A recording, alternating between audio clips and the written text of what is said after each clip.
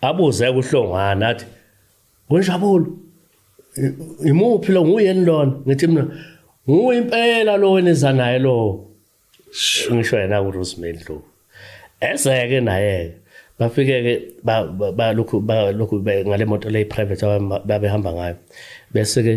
kushuthi umuntu owayebalida ke laba intelligent kwakusatshena uZulu wasatshena uZulu shuthi ke uma befika ke base bemfaka emotweni base bemfaka mindcuff base wasemtshela kamalungelo akhe uZulu hayi uMabunda uZulu satshena uZulu umuntu wambophayo hayi uCaptain uMabunda njoba nje ethi yena nguye waqalayo wazawugcina cha lapho awubeka kabi uCaptain lapho hayi ngempela ke bese kuthiwa madoda kuzofuna sihambeni ke manje bese niyosikhombisa lapha nikhombise khona bese singena kwethi imoto esihamba ngayo sezinga imoto ziwu3 ke manje bese ihamba phambili lethu bese siya ke sifike sikhombe ukuthi nawo bese kuthiwa asehlene emotweni bese sehla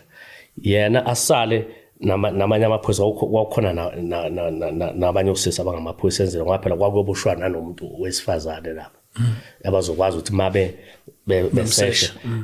bathola ukuthi ngabe uphethe into abayitholayo nje bathola isigubhu sapetrol u2 liter bese bayi lamaphilisi lokubadranka ukuthi balala ngathi wayethi mina uzumbona impela ukuthi wayesegula lo yasisi uthi kimi kufanele ke mina ke ngiye lapha kudadewabo ngiyomnikeza leli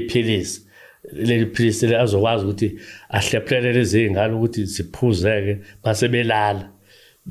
bese bekwazi ukuthi uthi wenzela uma skate ukuthi ungabalumi qamba ngamanga sithina ke singela nje sikhahlela ivalo akekho sizwayo sikwazi ukusebenza kahle umsebenzi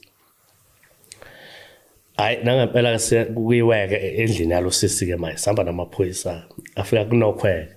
manginokhwa ke ayavuleka impela uJoyce Ndlovu phela nami ukuze ngazi uJoyce Ndlovu ngazi ngaleso sikhathi leso na hayi mabe vula umnyango isono madonsa isono kuNkulunkulu wazi mfowethu uphethele kuyingane wakuthiwa khona ngivela ngokuthi nje phahla kulula kakhulu ukubambe kanje nkosami kuyakhala uyabona nje I'm sorry ukuthi ngikhiphe igama lasiswa idonsa kanzima mfowethu bedonsa kanzima ingane zila eduze wakhe ingane yabona ukuthi lezi ingane oba zilapha zimbhebehlweni zifuna ukuya ngasethunjini isima sihle mfowethu asihle sidala uyambona naye nkosami